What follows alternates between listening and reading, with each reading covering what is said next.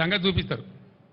Bonus ఇవ్వకపోతే మిమ్మల్ని ఎట్లా బోగస్ అని చెప్పి మీకు ఎట్లా బుద్ధి పెట్టాను, కరువు కాల్చి వాత పెట్టానో పెడతారు మీకు. ఇప్పుడు దానికి ఎలక్షన్ కోడ్ అడ్డం రాదు, అది కూడా నేను చెప్తా ఉన్నా. ఎలక్షన్ కమిషన్ మీరు రాయాలి, ఎలక్షన్ కమిషన్ మీరు చిత్తశుద్ధి ఉంటే రాయాలి. మాకు బోనస్ ఇచ్చేది ఉంది, రైతాంగానికి ప్రకటించినాం, పర్మిషన్ ఇవ్వనాలి.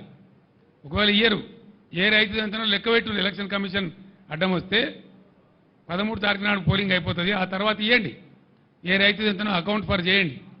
మిమ్మల్ని వదిలిపెట్టం, బీఆర్ఎస్ మిమ్మల్ని వెంటాడుతుంది. రైతులు ఉద్యమానికి సిద్ధంగా ఉన్నారు. ఎన్ని వాగ్దానాలు కొట్టిరండి, ఒక్కరినొక తెల్లరా మీరు చేసింది? 3-4 నెలల ఇంత ఆగమా? గొర్రెల యూనిట్లు 100 కోట్ల రూపాయల పాపం యాదవ్ సోదరులు కట్టినారు, ఆ యూనిట్లు ఇస్తారన్న ఆశతో. బంద్ కథం, ఇయ్యాలి బంద్, గొర్రెల యూనిట్లు బంద్. ఇస్తారా, సస్తారా, ఏం చేస్తారు? అది లేదు. దాని మీద యాదవ్ సోదరులు రెడీగా ఉన్నారు మిమ్మల్ని ఏ విధంగా శిక్షించాలో శిక్షించడానికి.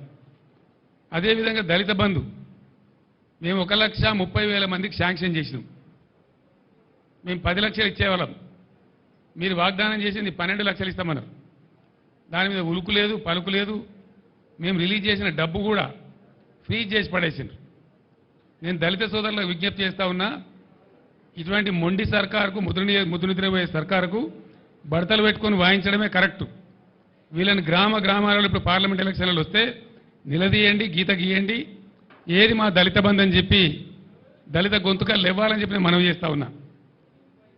ఇది ఎట్లున్నదంటే అన్నవస్త్రం ఇస్తారని పోతే ఉన్నవస్త్రం ఊడ్చిపోయింది అన్నట్టు.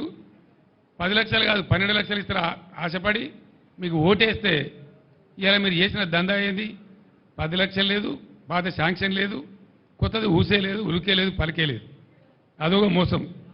ఈ 1,30,000 మంది దళిత పురులు గర్జించాలి ఎక్కడికక్కడ. ఈ కాంగ్రెస్ పార్టీ యొక్క ఎండగొట్టాలని నిలదీయాలని చెప్పి నేను మనవి చేస్తా ఉన్నా. అదేవిధంగా కళ్యాణ లక్ష్మి కాదు వీళ్ళు ఇచ్చేది, మేము తులం బంగారం కల్పిస్తామని మాట్లాడింది. మార్కెట్లో ముఖ్యమంత్రికి, ప్రభుత్వానికి తులం బంగారం ఉందామంటే దొరకలేదా? ఎందుకు ఇస్తలేరు నాకు అర్థం కాదు. నిన్న 3వ తారీఖు, 4వ తారీఖు, 5వ తారీఖు విపరీతమైన పెళ్లిలు అయినాయి. వాళ్ళందరూ ఆశపడ్డారు మాకు వస్తుందేమో తులం బంగారం అని. మీకు ఓటు కూడా వేసిండ్రు, అందుకే మీ గవర్నమెంట్ వచ్చింది. మీకు తులం బంగారం దొరకలేదా? దీని సంగతి ఏంది? ఇది కూడా మిమ్మల్ని తరుముతారు ప్రజలు, ఇది కూడా మీ రెఫరెండం కిందకే వస్తుంది. తులం బంగారం రాని వాళ్ళందరూ కాంగ్రెస్ పార్టీ కర్రు కాల్చి వాత పెట్టాలి, గ్యారంటీ. ఇక వృద్ధాప్య పెన్షన్ల స్టోరీ ఏందండి? బీఆర్ఎస్ గవర్నమెంట్ రాకముందు 200 రూపాయల పెన్షన్ ఉండే మీ మహత్తరమైన ఇందిరమ్మ రాజ్యంలో. 10 ఏళ్ళు మాకన్నా ముందు ఇందిరమ్మ రాజ్యమే కదా. కేవలం 200 రూపాయలు ఇచ్చి మీరు చేతులు దులుపుకున్నారు. 200 రూపాయలను మేము 2,000 చేసినాం. అప్పుడు మేము ఏమనుకున్నాం, 2,000 రూపాయలు భార్యాభర్తకి ఇద్దరికి ఇచ్చినా వచ్చేది 400, ఇంట్లో ముగ్గురికి ఇచ్చినా వచ్చేది 600. మనం 2,000 చేసినాం కాబట్టి ఒకరికి ఇచ్చినా సరిపోద్దని మేము 2,000 రూపాయలు ఇచ్చి ఒకరికి ఇచ్చినాం. ఎన్ని ఉన్నాయి వృద్ధాప్య పెన్షన్లు? దాదాపు 30 లక్షలున్నాయి. 30 లక్షల పెన్షన్లు ఉన్నాయి.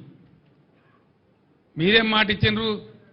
మేము 2,000 పెన్షన్ ఇస్తే మీరు 4,000 రూపాయలు ఇస్తామని మాట్లాడిండ్రు. అంటే ఇంట్లో ఇద్దరికి ఇస్తామని చెప్పిండ్రు. ముసలమ్మ ముసలో ఉంటే వృద్ధులైతే ఇద్దరికి ఇస్తామని చెప్పిండ్రు. వాళ్ళు 30 లక్షల మంది ఉన్నారు ఇప్పుడు. అంటే మీరు ఎన్నిగా పెట్టిండ్రు? ప్రజలకు ఎంత ఎగనామం పెట్టిండ్రు? ఎంతమందికి నామం పెట్టిండ్రు మీరు? 30 లక్షల కుటుంబాలు మీరు ఎన్నిగా పెట్టిండ్రు? ఒక నెలదైతే 2,000 పెన్షన్ కూడా ఇవ్వలే, ఒక నెల పెన్షన్గా పెట్టిండ్రు. రెండవది 4,000 మనులు మీ పరిపాలన రెఫరెండం అంటారు, ఇంకా మీకు సిగ్గులేక. ఇప్పుడు ఎన్ని బాగున్నారండి వీళ్ళు? 30 లక్షల ఈ కుటుంబాలకు 2,000 రూపాయల పాతది మినాయిస్తే వాళ్ళు డబల్ ఇచ్చే పరిస్థితి అయితే నెలకు 6,000 బాకీ ఉన్నారు. ఇప్పుడు 4 నెలలు అయింది, ఇది 4వ నెల. ప్రతి వృద్ధాప్య పెన్షన్ మీద ఇలా ఈ కాంగ్రెస్ ప్రభుత్వం పెట్టిన ఎగనామం 24,000 రూపాయలు. వాళ్ళ గట్టిగా మీరు కట్టించేదాకా మిమ్మల్ని వేటాడతాం, లేకపోతే ఇదేనా రెఫరెండం అని ఆ వృద్ధాప్య పెన్షన్లు తీసుకునే